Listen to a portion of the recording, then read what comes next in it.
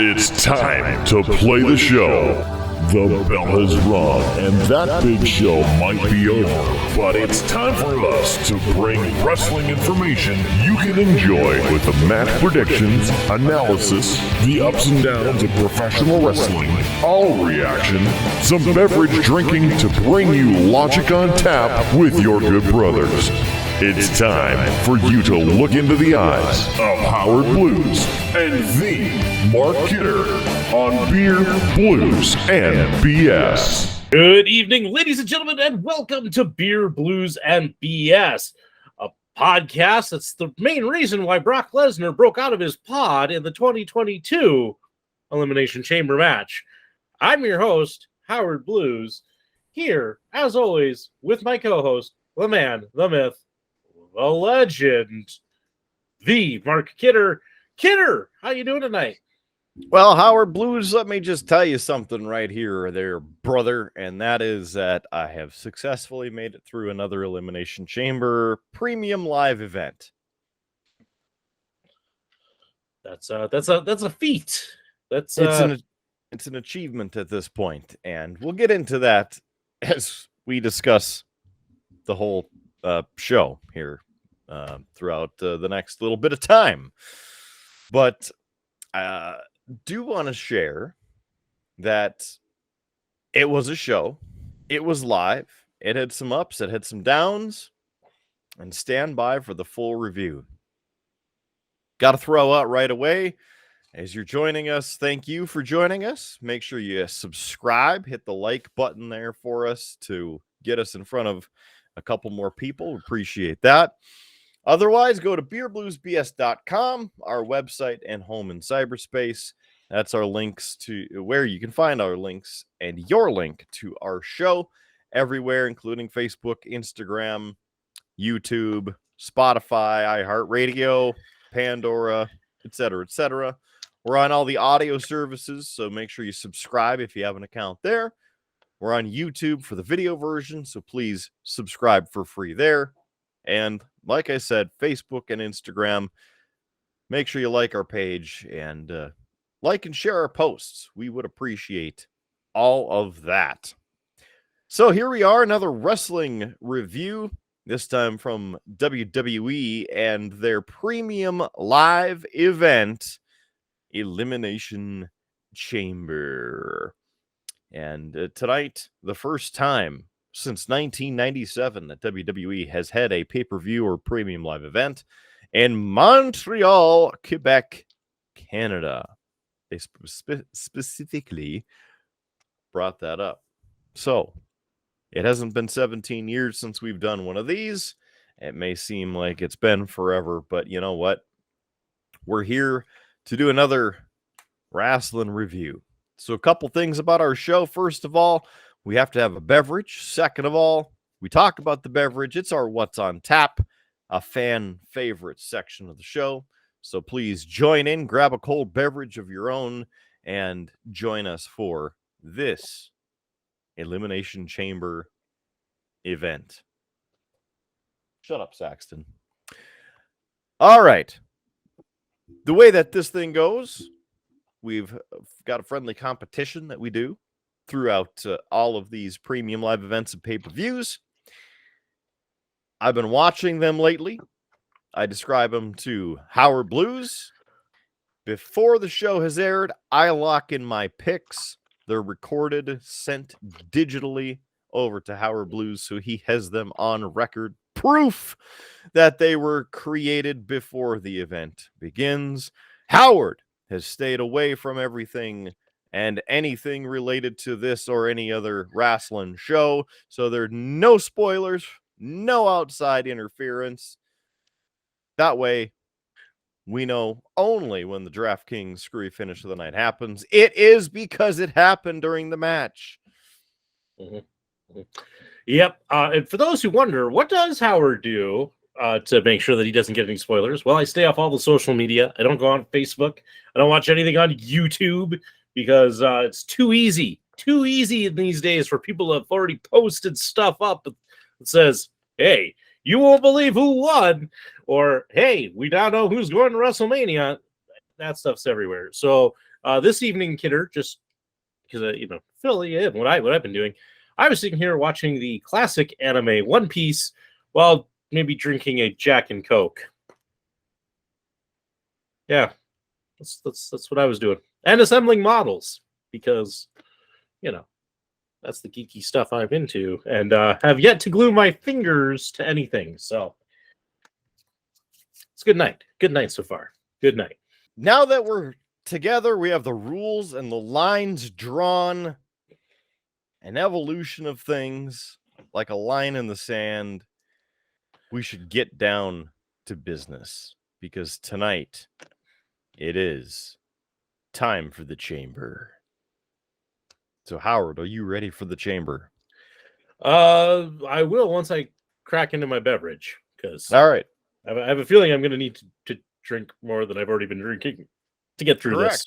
Yes, you are absolutely correct because we are now on the road to WrestleMania and a premium live event that has no bearing over the road to WrestleMania except for one match. So, off we go. What do you have to drink? Well, Kidder, nothing fancy, nothing too out of the ordinary, just a very, very classy premium American lager. That's right. I'm bringing back the Grain Belt, man. Bringing back the Grain Belt.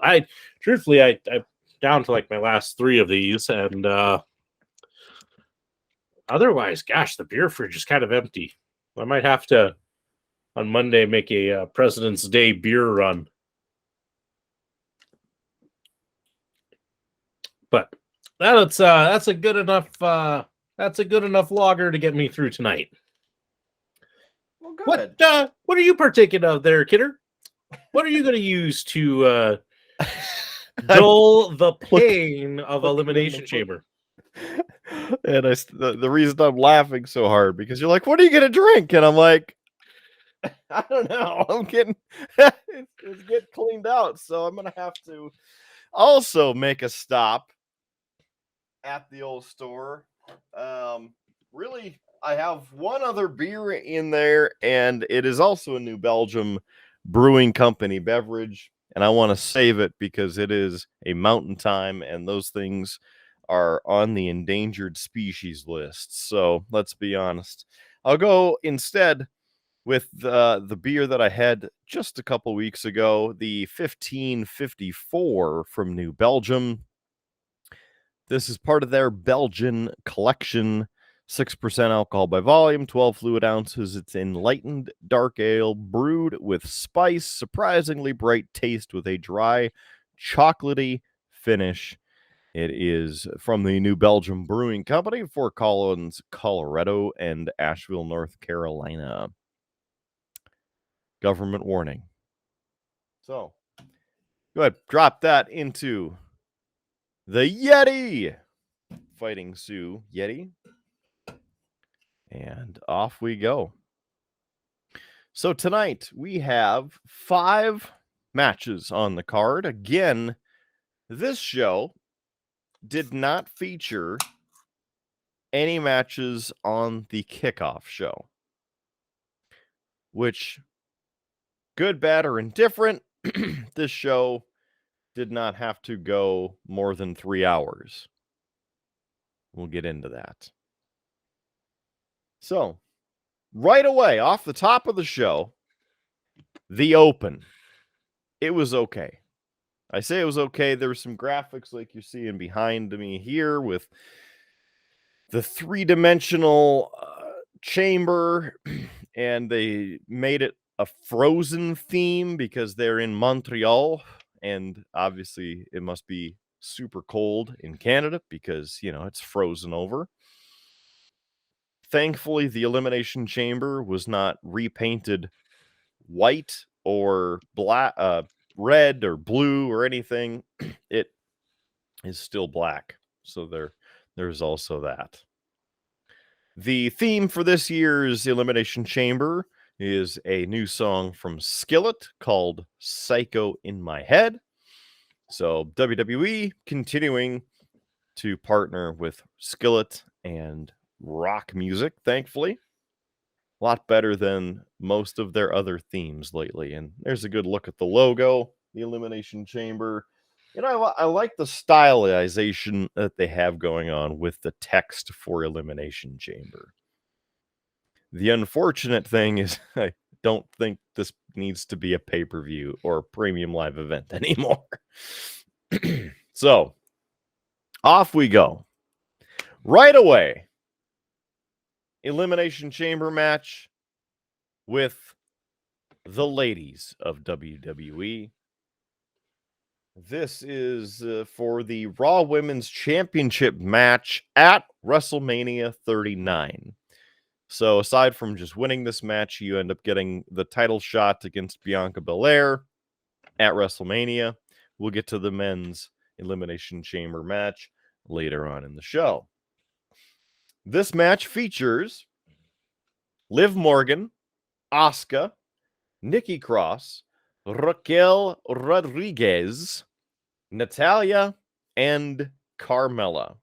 Howard Blues, your pick.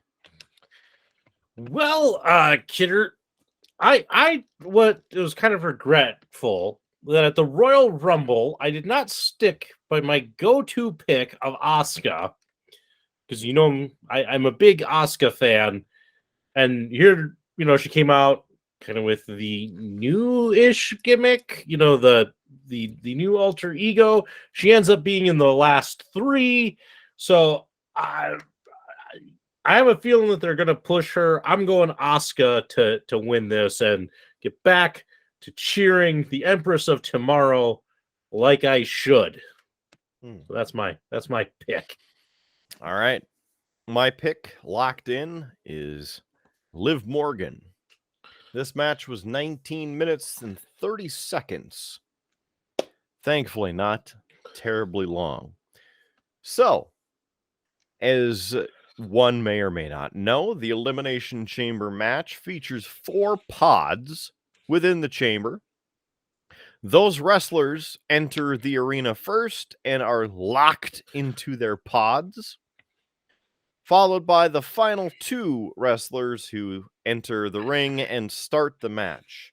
After a certain amount of time, which we know that the Royal Rumble, 90 seconds is not 90 seconds anymore, etc., etc. They're basically let out after a certain period of time.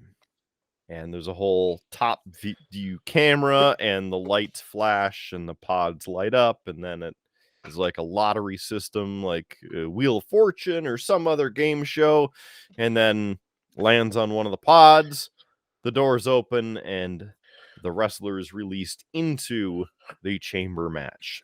So, the first 2 in the match end up being Natalya and Liv Morgan.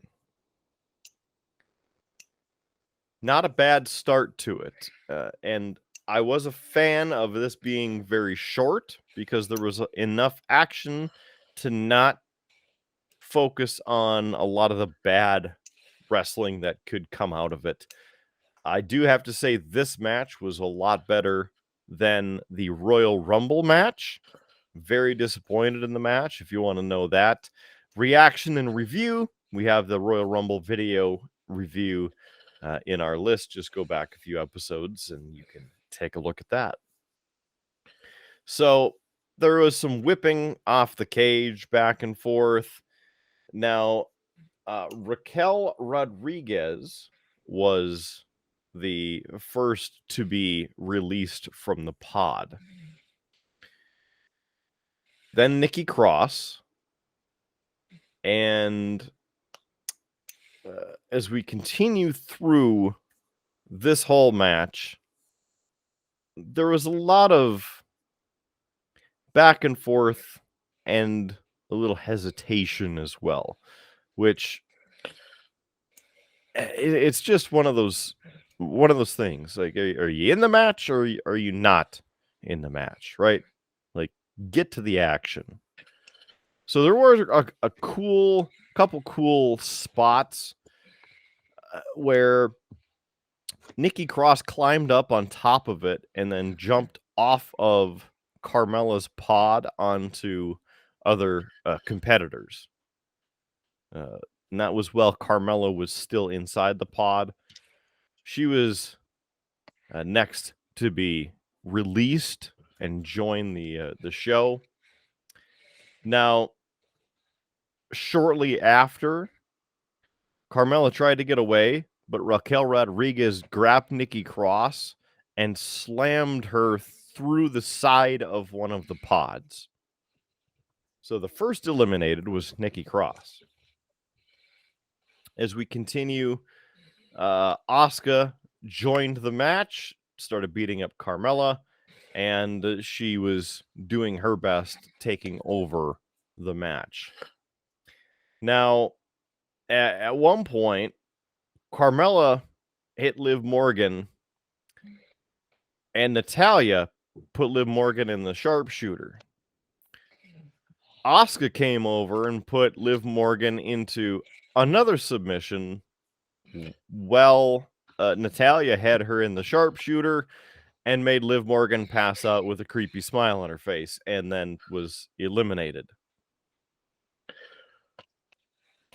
Then Natalya was eliminated by Carmella, and then Asuka and Carmella started beating up Raquel Rodriguez. The two of them double teamed her and eliminated Raquel Rodriguez, leaving, yes, Carmella and Asuka as your final two.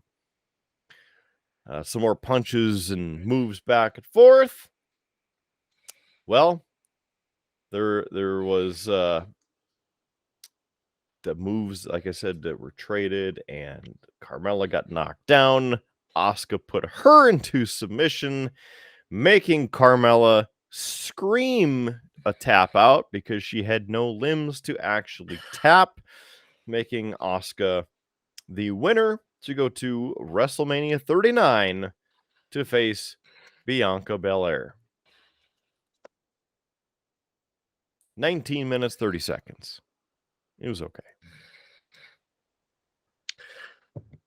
I'm glad Asuka's going back to kind of headlining a little bit, being in that picture. I've always thought she's talented. I also thought that she was great, and I also feel like she hasn't always gotten the best treatment on the main roster. You know, she went from that amazing run in NXT where she was undefeated until she just gave up the championship and moved to the main roster, was the first, winner of the Women's Royal Rumble, but then it's like the shine wore off and she just kind of faded a little bit. So I'm glad to see her in the picture. It'll be good. Yep. Other notes, of course, being in Montreal, Natalya got a huge ovation when she entered, and rightfully so. Next up on the list, between that match and the next match, video packages and promos. A good 5+ minutes of them. Next match on the card, Bobby Lashley versus Brock Lesnar. And my pick here, Brock Lesnar. A little surprising. This is the second match on the card, but I'm gonna have to agree and say it's got to be Brock. I can't imagine that you're having Bobby beat Brock, so I'm gonna go with Lesnar. All right, Lashley enters first, followed by Brock Lesnar.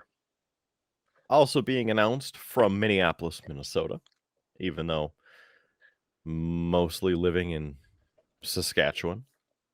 This match was 4 minutes, 45 seconds. I also predicted that there were 7 suplexes. Okay. I'm going to go with 5. All right. I think with it being a short match, I think he's going to just hit a bunch of suplexes, like just a few of them, and then it's going to be done. So that's why. Well, I should have asked it before I said the length of the match, but that's how it goes. So they start off right away, and this is actually the third singles match between Lesnar and Lashley. Now, Suplex City right away. There's one.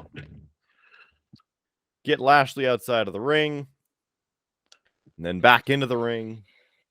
Lashley spears Lesnar, and then gets him up, and Lashley spears Lesnar again, but then Lesnar gets up, hits an F5 on Lashley, and then picks him up, and then hits another F5, 2 count, picks him up again to try and F5 him, but another spear with Lashley.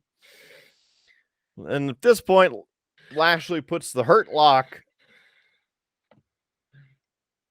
Lesnar can't get out, and Lesnar donkey kicks Lashley, which really in the replays appeared to be his leg, but they called it a low blow. Ding, ding, ding, ding, ding, ding, ding. Lashley picks up the victory by disqualification. So Lesnar was pissed. He grabs the ref, F5s the ref, grabs Lashley, F5s Lashley, and then Lesnar pulls Lashley out, F5s him through the announce table, and then goes back in, grabs the ref again, pulls him out, F5s him onto the announce desk too that's already destroyed. And there you go. So how many suplexes was that? 1. Okay. Wow. Yeah. That It's a no low wonder blow. this was second on the card. Yep.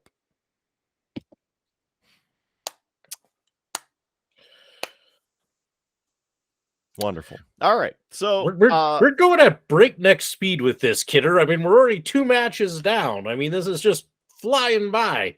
How the hell did this show last this long? the promos and the fact I took a nap a couple times during the show. That's how I got through it. So after that, yes, another promo, a video package again. And then they show MMA legend Georges St. Pierre and Ariel Helwani. And then another video package and commercial. Really stretching. You know, could have just done without the video packages and most of the commercials and been done within 3 hours. Just saying. Would have been great. Next on the list, number 3, a mixed tag team match. It is the Grit couple, Edge and Beth Phoenix, WWE Hall of Famers, versus the Judgment Day, specifically Finn Balor and Rhea Ripley with Dominic Mysterio. So my pick for this one, because of how they've been playing this back and forth, was Judgment Day.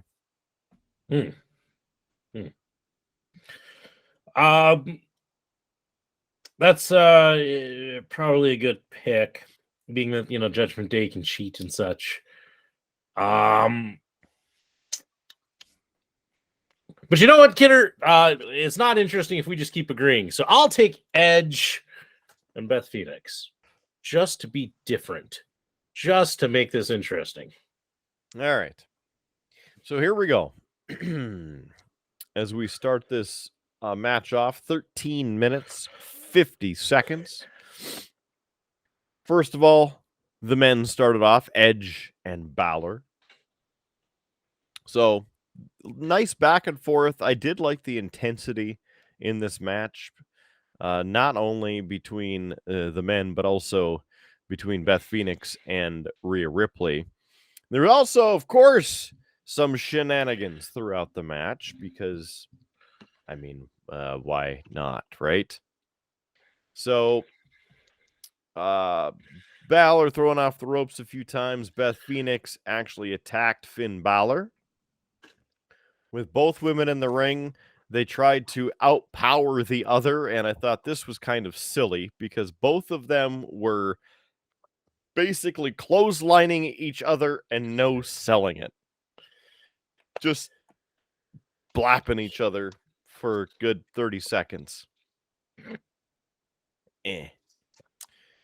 Rhea went over to Dominic and he gave her some advice with the old whisper in the ear. So Rhea Ripley attempted to put Beth Phoenix in a riptide, but Beth Phoenix countered. Big clothesline there. And at this point, Dominic was forced to run because he distracted Beth Phoenix. And then Edge got down and chased him. And while chasing him, gave a massive clothesline to Finn Balor, chased him all the way up the ramp. Unfortunately, he didn't stay gone because he just weaseled his way back out to massive boos of the crowd, including chants of F you, Dominic. So at this point, Rhea was getting the upper hand on Beth Phoenix, which again, because we all know how powerful the Glamorella is.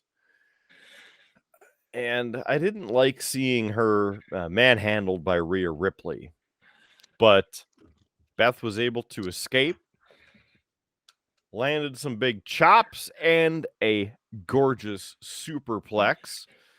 Edge got the tag, came in, cleaned house, went for the sharpshooter. Beth Phoenix speared Rhea Ripley, and they both locked in the sharpshooter in the middle of the ring. Dominic, at this point, distracted the referee, and while he was distracting the ref, threw in a pair of brass knuckles. Rhea Ripley punched Edge in the face with the brass knuckles, went for the 2 count, and a huge botch on the ref because Beth Phoenix wasn't in place fast enough, and it was a 2 count. So they started fighting back and forth again. The crowd kind of lost interest. They did what's called a Tower of Doom power bomb, which was all right. At this point, Rhea Ripley went for a chair and tried to hit the chair shot, with the steps to kind of like we talked about before when Edge was in the match, the I Quit match. A same sort of setup where Rhea was going to smash Beth Phoenix with the chair. Well, she was able to escape, grabbed Rhea Ripley, and did the glam slam on the mat. It looked all right. Edge hit the Edgecution and then did a suicide dive onto Dominic and then tried to spear but was blocked at first, got back into the ring, hit a spear on Finn Balor, and then Beth Phoenix and Edge hit the Shatter Machine, which you may recognize or know better as the Big Rig. And a 1, 2, and 3. Edge picks up the pinfall over Finn Balor with the win there after 13 minutes, 50 seconds. Huh. Kidder, I gotta ask, because it sounds like there was some screwiness in this match. Is this our Draft Kings Screwy Finish of the night? No, we must hold the graphic. Oh, all right. We must hold it. Push that back down. Yeah, this sounds like it was an okay match. Meh. A little surprised that they're having them, Edge and Beth, who are kind of part-timers, beating the Judgment Day, who are kind of a very strong heel faction, mostly to the atomic heat that Dominic is bringing. Yeah. Yeah. I mean, truthfully, Kidder, I am serious. I was going to go Judgment Day just because it's like, why do you beat these guys? And hey, you people, you saw it. I chose to be different. I was expecting to lose a point. I was expecting the game to be tied. This is no tie here. No. Yeah. This is not sounding like a great pay-per-view, Kidder. Nope. I was not impressed with this, and mostly I kept asking myself, why was this not just an episode of SmackDown? I mean, I'm glad for Asuka. That's so far probably like the one happy note for me, but yeah, this is kind of seeming pretty weak for a pay-per-view. Or a live that's event. That's why it's the premium live event. And guess what? Now that we're done with the match, we got more promos and commercials. Stupid. I hate it. They did end up sharing the first of the Hollywood parody videos, though. And it is a scene or compilation of scenes of Joker. And Seth Rollins is the Joker. And then Becky Lynch comes in toward the end as the man. It was all right. That's available on their social media if you want to go find it. Next on the list, it's time for the men's Elimination Chamber match.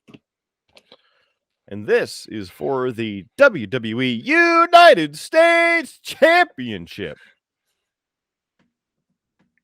Champion Austin Theory facing Seth Rollins, Johnny Gargano, Bronson Reed, Damian Priest, which is why he was not ringside at the previous match, and one half of the Street Profits bringing the smoke, Montez Ford.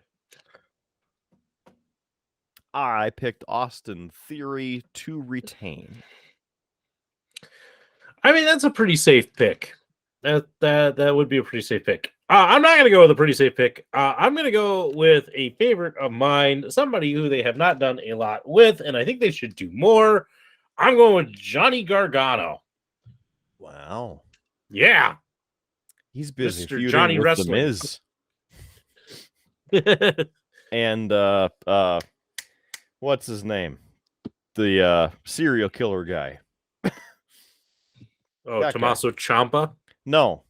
Oh. No, he's been gone for a while. Dexter Lumis. Yeah, that guy. Yep. Yeah. I've always liked Gargano since I saw him in NXT. I liked him partnered with Tommaso Ciampa a lot. Mm-hmm. Be nice to see them do something with him. So, right. Yeah. Well, they're doing something. He's in the match. His first Elimination Chamber match. And this match was 31 minutes, 30 seconds. Whew.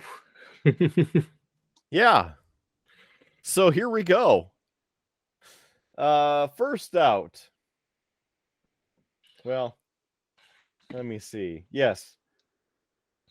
If I can figure it out, because the way that they have these is very, very bizarre in the listing of 1, 2, 3, 4, 5. So the two to start the match, Seth Rollins, Johnny Gargano. Leaving in the pods, as you're keeping track in the home game, Bronson Reed, Damian Priest, Montez Ford, and Austin Theory. There's your four in the cages. I fell asleep during this, and I'm falling asleep partially as I'm trying to describe it. So that's why I'm like, did this happen? Yes, I think it actually did. Okay. So, right away, Seth Rollins, Johnny Gargano going after each other. Spear to Seth Rollins, hard under the floor. And Austin Theory came out and continued the match here. So he was the number 3 person to be in the match, okay?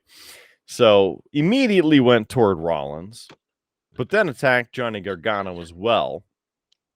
The two of them ended up locking a pod to keep Theory inside.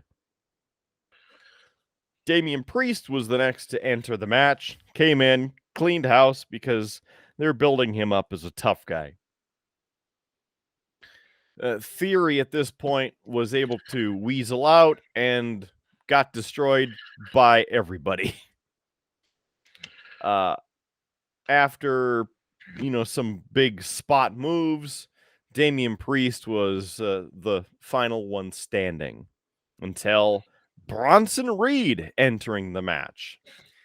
And then he started manhandling Seth Rollins and Johnny Gargano.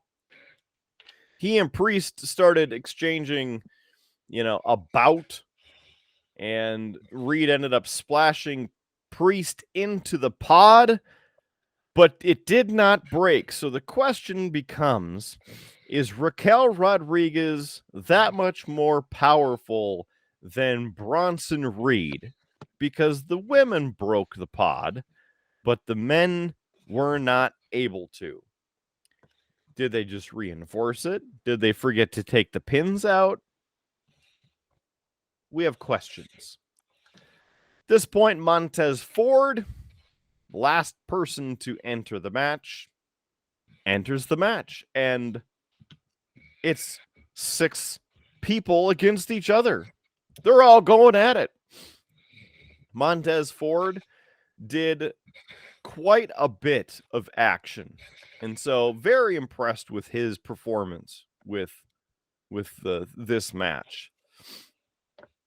So at this point, everybody tries to take down Reed because, he's the stereotypical big guy in the match.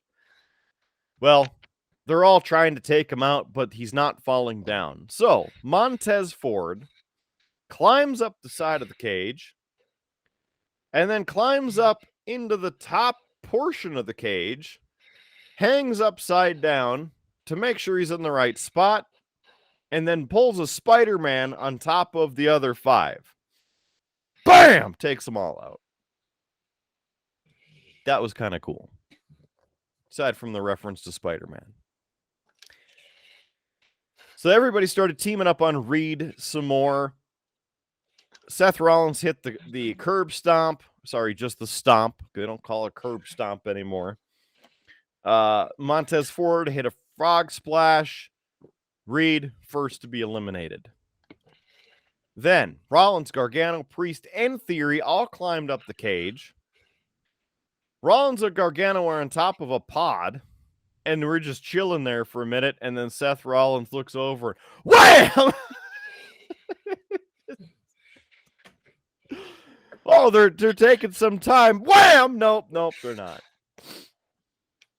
So Rollins and Gargano are on top of the pod. Rollins tries to go for a power bomb, like a huge power bomb, but Gargano counters it, turns it into a Hurricane Rana from the top of the pod. Looks awesome. Then Priest hit the Razor's Edge, gets an elimination on Johnny Gargano. Out. Montez Ford hits the Blockbuster, and Rollins eliminates Damian Priest. So now, here we are. Seth Rollins, Montez Ford exchanging. Ford goes for some crazy moves once again. Tries the frog splash onto Theory. Theory counters, gets the legs up. Rollins hits a stomp. Ford eliminated, leaving Seth freaking Rollins and, yes, A-Town down. So Ford at this point needs medical attention. The cage opens up. Rollins grabs Theory, hits a pedigree, and suddenly, out of nowhere, Logan Paul enters the match with the open door and blasts Seth Rollins with a buckshot lariat. I didn't know that we were watching AEW, but apparently Hangman was there, a la Logan Paul. So then Logan Paul hits a stomp on Rollins, laughs, points, etc., goes back, and they close the door. Theory lands the A-Town down and gets the 1-2-3 for the pin, retaining the United States Championship. Overall, 31 minutes, 30 seconds was quite a long time for that. But Montez Ford was really the MVP of this match. It doesn't sound like a terrible Elimination Chamber. I don't know that it's the best Elimination Chamber. Mm-hmm. But hey, Logan Paul coming in, interfering, unexpected. Kidder, screwy finish of the night.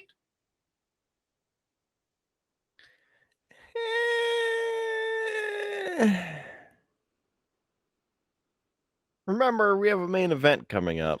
I know. I'm just, don't want to miss it. It's we'll get it. All these screwy finishes that we've had. It's, we're gonna have to change it. Screwy finish of the match.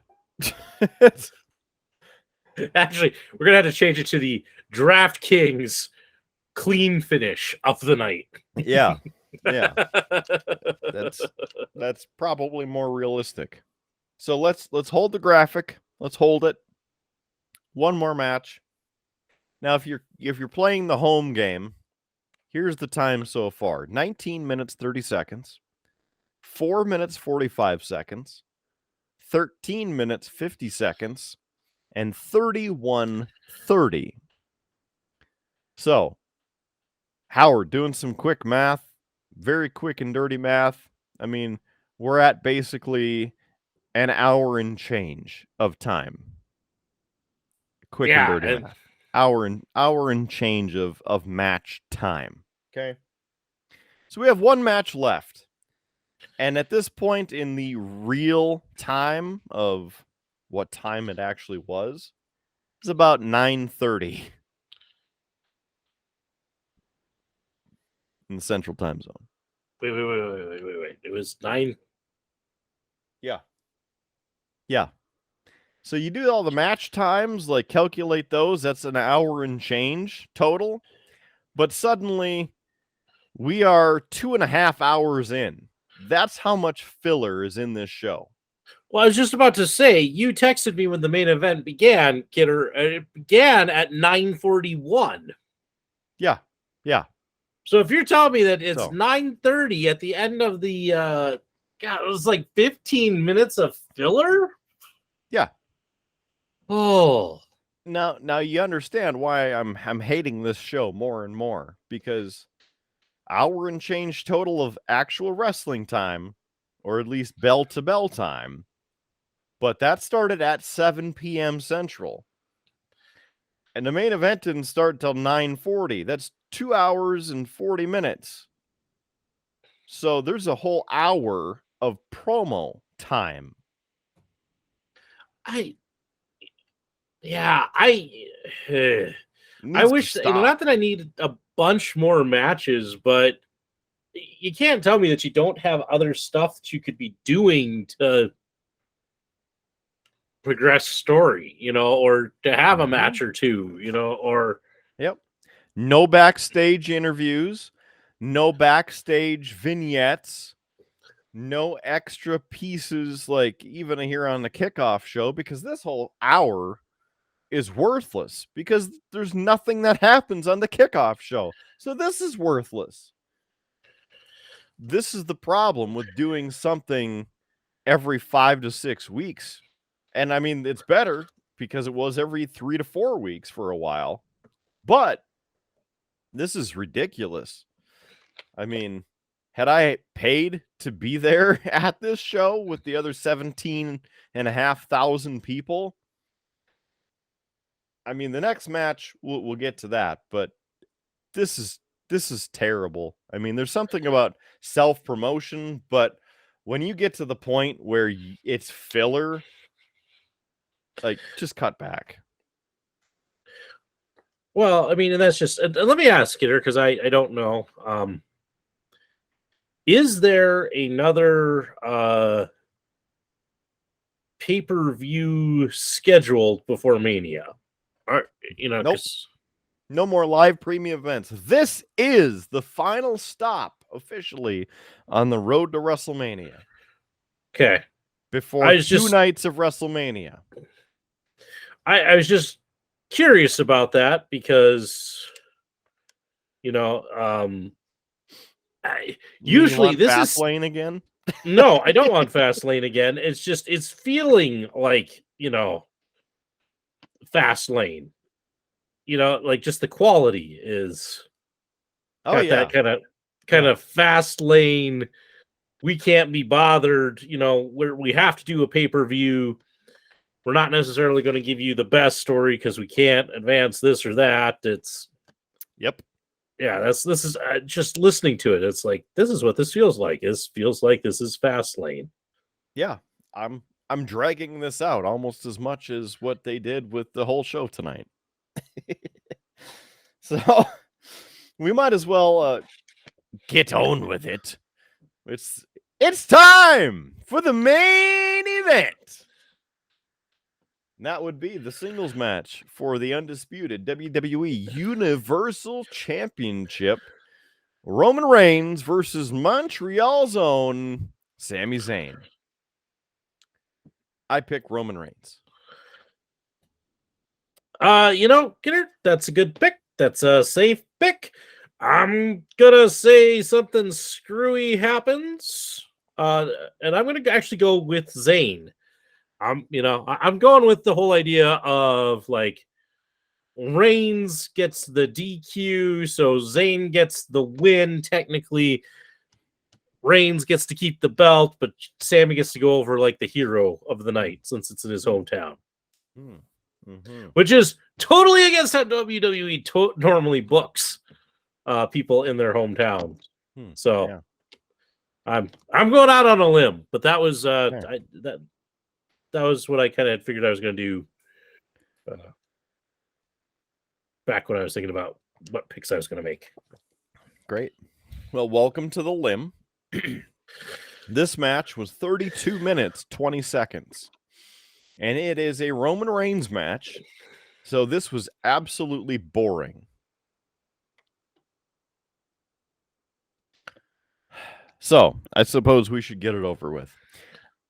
All right. 32 minutes, 20 seconds. Going to not take that long to describe this whole match.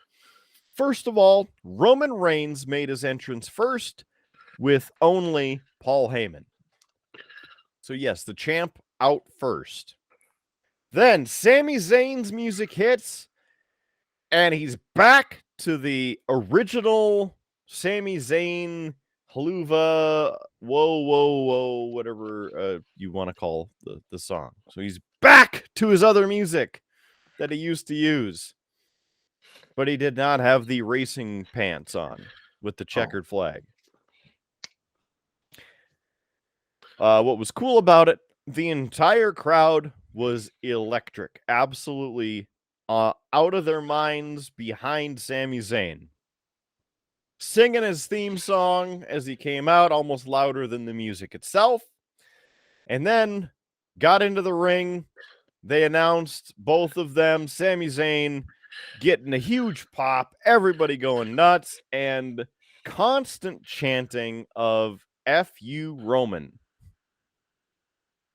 He was really between the oh, whoa, whoa, oh, whoa, whoa, and the let's go Sammy and F.U. Roman. Also, pop because Sami Zayn's wife was ringside. And what else can I say? Not a huge fan of how they have the announcers screaming the announcement of the wrestlers now. It bothers me that yeah. I'm like, you don't have to. You can announce somebody. Like, ladies and gentlemen, here is Sami Zayn. Don't like it. All right. The ring bell sounds, and here they are.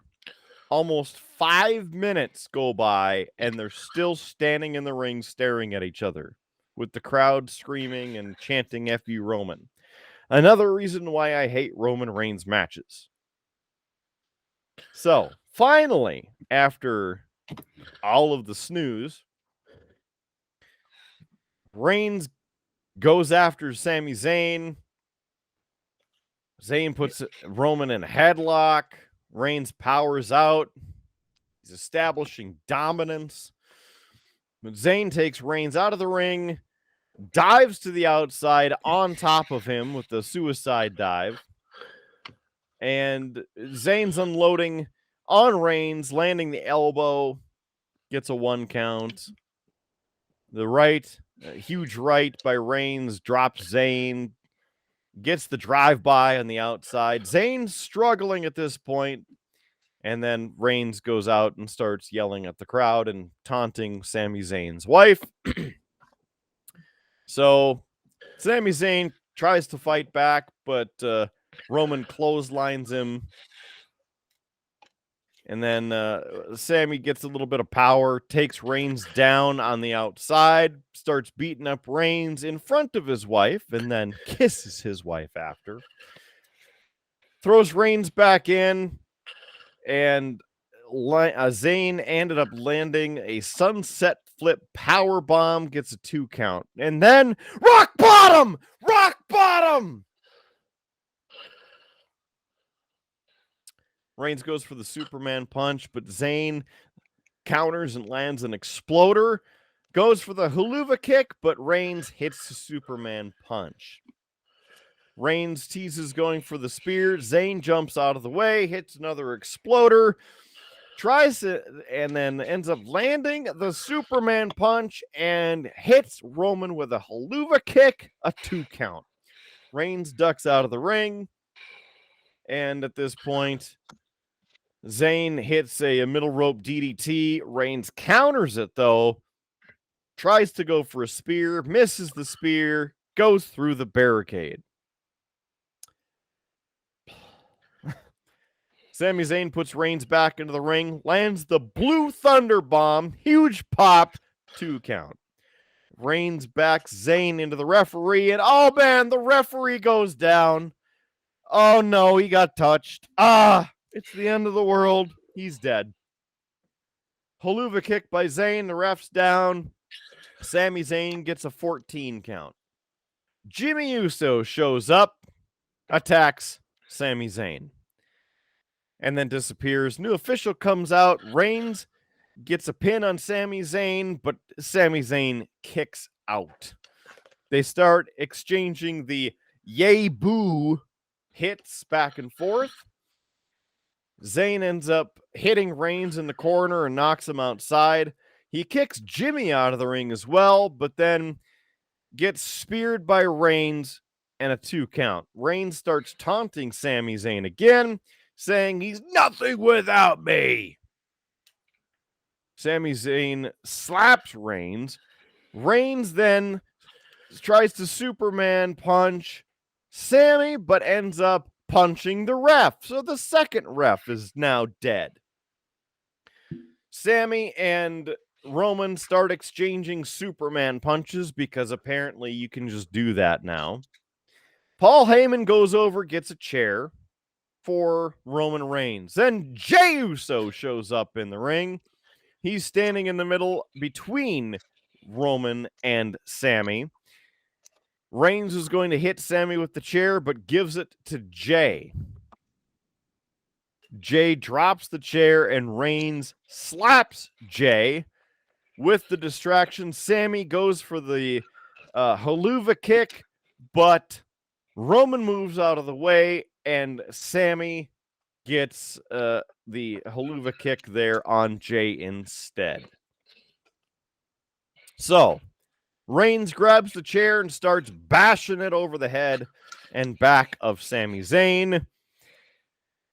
Now, he picks up Sammy, gets the spear. Roman Reigns 1, 2, and 3 because they found one of the officials suddenly back alive and back into the ring. So officially Roman Reigns getting the pin 1, 2, 3 on Sami Zayn after 32 minutes and 20 long seconds. So at this point, there was that back and forth. The question of, is Jey going to side with Sammy or Roman?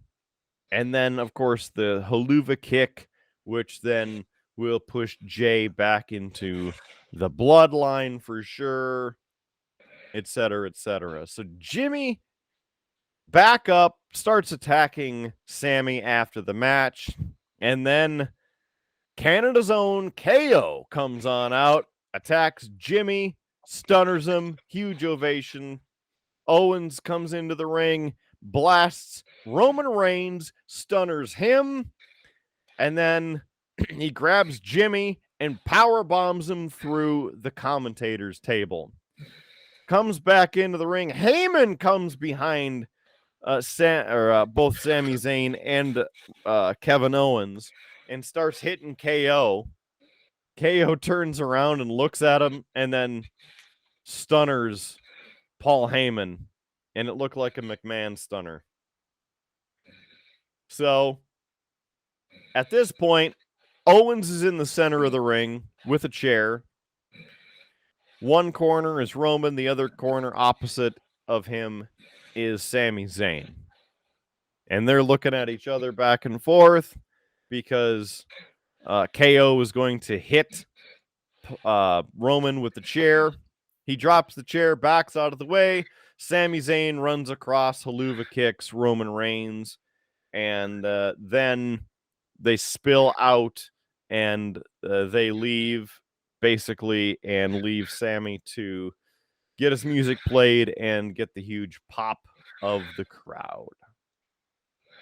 So that, I would say, if you happen to agree, would be the Draft Kings Screwy Finish of the night. Yeah, that pretty much sounds like a screwy finish of the night. So,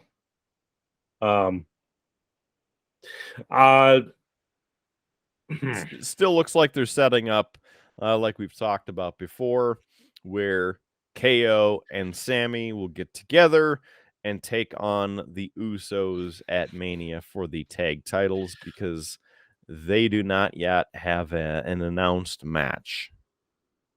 yeah, I'm just a little disappointed hearing about this match. I think that there's so much you could have done with this.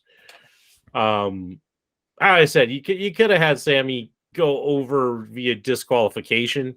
People would have enjoyed that, you know. Yep. Yeah.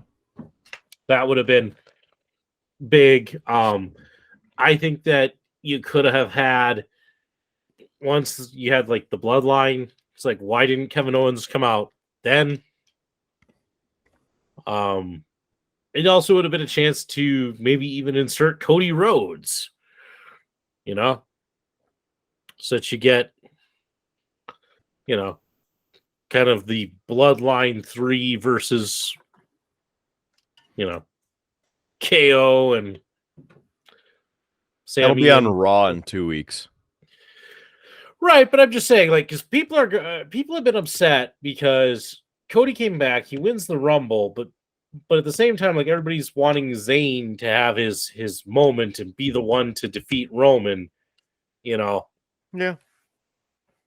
And people aren't going to be happy about the fact that it's going to be Cody versus Roman, So, yeah, it'll be interesting to see, but yeah. Kidder, of course, the people watching on YouTube, they can see, thanks to the handy scoreboard. But Kidder, much like most of this pay-per-view, no real winners tonight, as you and I tie at 2 apiece. Kind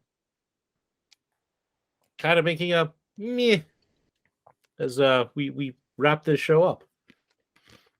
That was a very descriptive way to summarize this show. Not this show. I'm talking about Elimination Chamber. Because it really didn't need to be there. I mean, And what do you do, right? Because you're on the road to WrestleMania.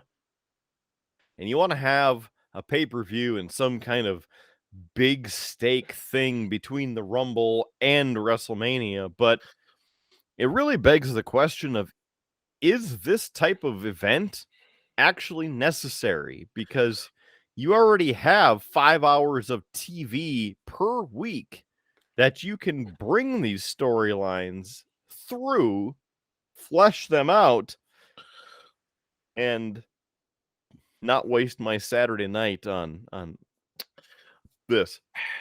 I think that I don't have a problem with a single live premium event between Rumble and Mania. However, it should be something that sets up stuff for Mania. Like, even though the women's Elimination Chamber match was not great, at least it set up who is challenging for the Raw title. Yes. It moved the story along. There's a purpose to the match. It does something. I could see some of that. Truthfully, I've always said that, like this, between this and Fastlane, these should be where you're maybe figuring out who's the next, who's the number one contender for some of these titles. That would be a great way to do it, and do a couple of multi-man sort of matches, or it can serve a purpose, but the purpose shouldn't be, wow, we got to do Reigns and Zayn. It should be, hey, let's kind of get the rest of the card settled. Yep. That's what it should build, and build in a big way.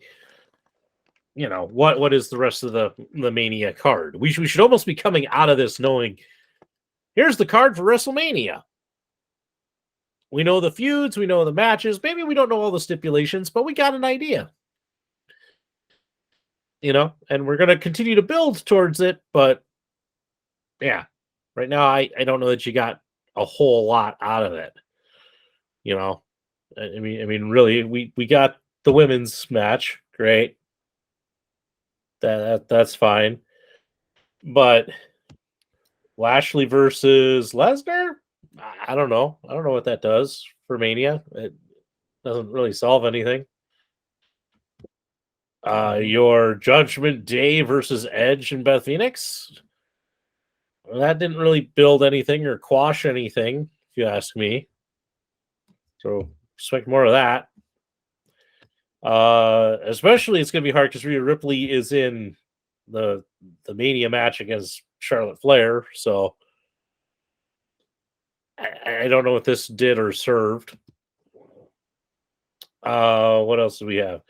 The men's Elimination Chamber match. I mean, it was just for the U.S. title. Nah. And even then, I don't feel like something came out of it where you're like, yeah, it's going to be Austin Theory versus this. The most we got was, wow, we're going to get Seth Rollins versus Logan Paul, which is fine. That's adding to the Mania card, but it didn't do anything else. Like nothing else to me really is spawning out of that. And then you have this, which was just a hopefully give everybody their Sammy fix so that we can get to what WWE wants, which is Reigns versus Rhodes. So, I mean, it's just, nah. Mm-hmm. And apparently, as a side note, you bring up the factor.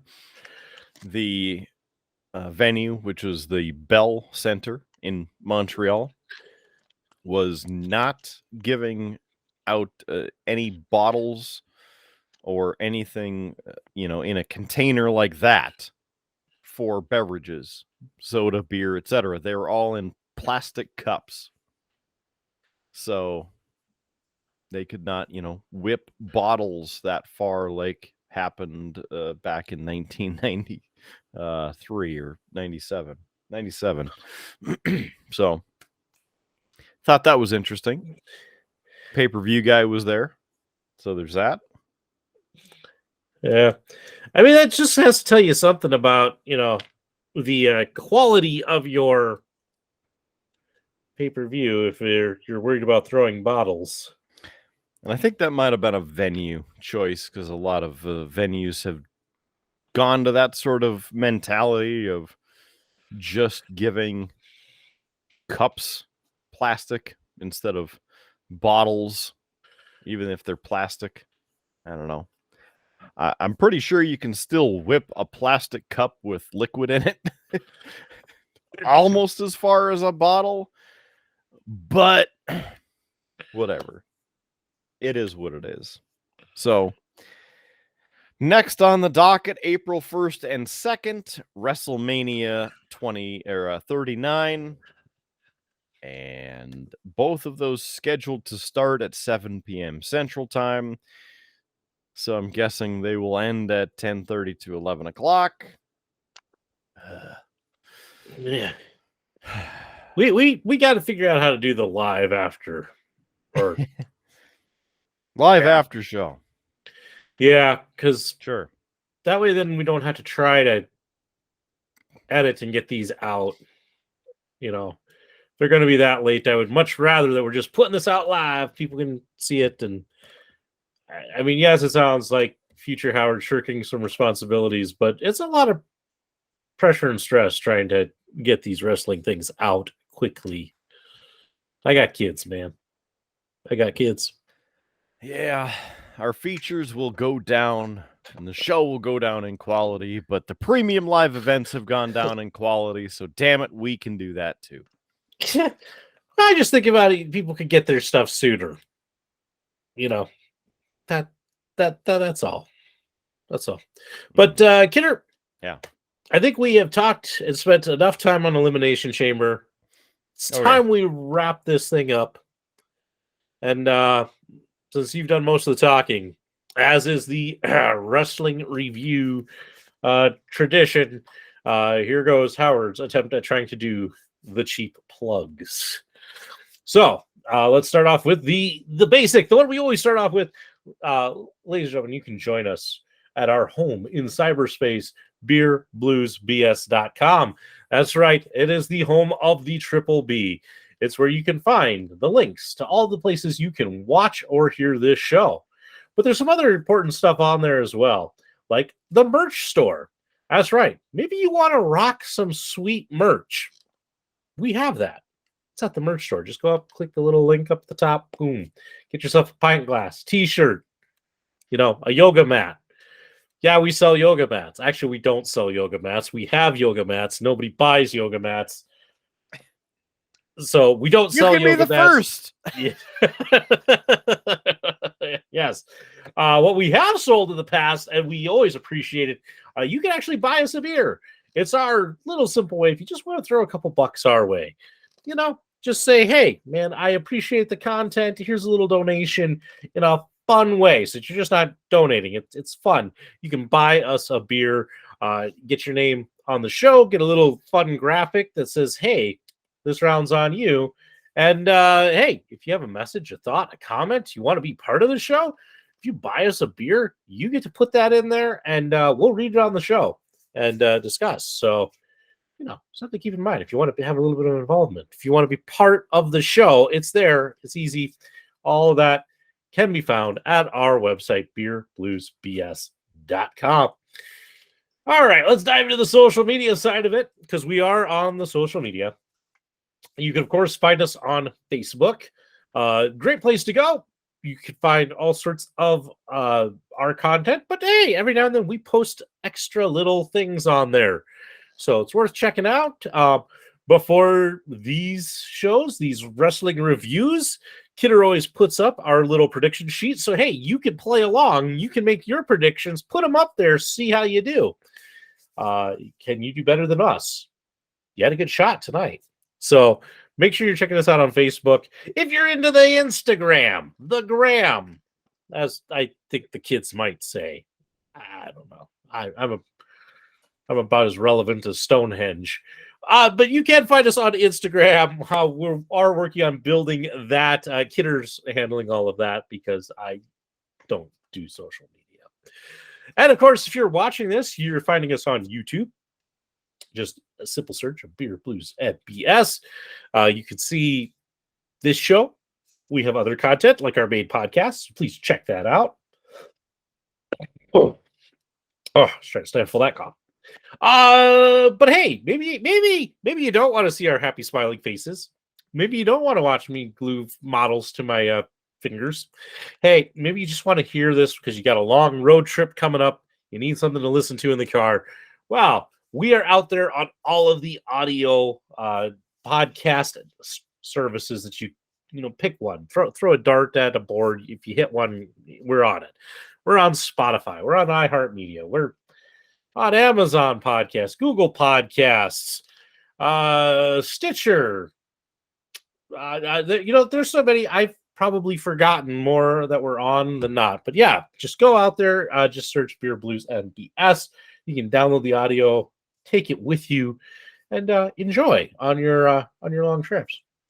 But hey, maybe you've had enough of us yakking, and you go, I could use something else. I could use something different. I need some tunes. I need some jams. Hey, if you got access to Spotify, check out the Killer Kidder Show. It's got tons, and I mean tons, of curated content by the man himself, the Mark Kidder. If you want to know, what jams he's listening to, well, that's where you have to go. That's what you have to check out. The Killer Kidder Show on Spotify. And gosh, with that, I think 462 hours and 33 minutes of content. That's just way too much content. And I think that hits all of our cheap plugs. Means I can start wrapping this up. Thank you for joining us. Thank you for making it this far in the video. He's the man, the myth, the legend, the Mark Kidder. I'm Howard Blues, reminding you, keep your glass always at least half full. Yeah. And hey, this just in, some breaking news. There's going to be free beer tomorrow, and you just might run into us on that old, dusty, locked up, fresh out of the pod, Tuscan Highway. Have a good night, everybody. You have been listening to a UA production of Beer, Blues, and BS. If you enjoyed the show, help others find out about it by rating the show or leaving a review at your podcast listening service of choice. Thanks for listening, and may your glass never be empty.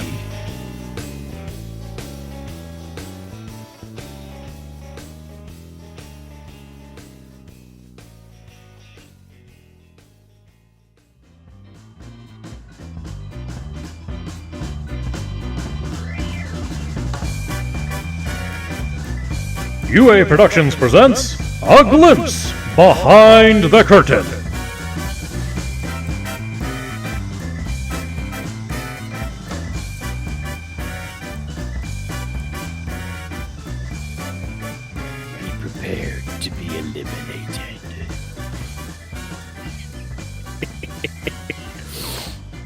All right. Another show in the books. There it is. That's something. Yeah. I think that's what they said when they finished the chamber tonight in the press conference afterward. Well, that was another show. That just sounded terrible. That just sounded terrible. It was certainly something. I just don't know why you go to such great lengths to put out a pay-per-view and do all of that if that's the quality of what you're putting out. You know? Mm-hmm. I don't get it. You know.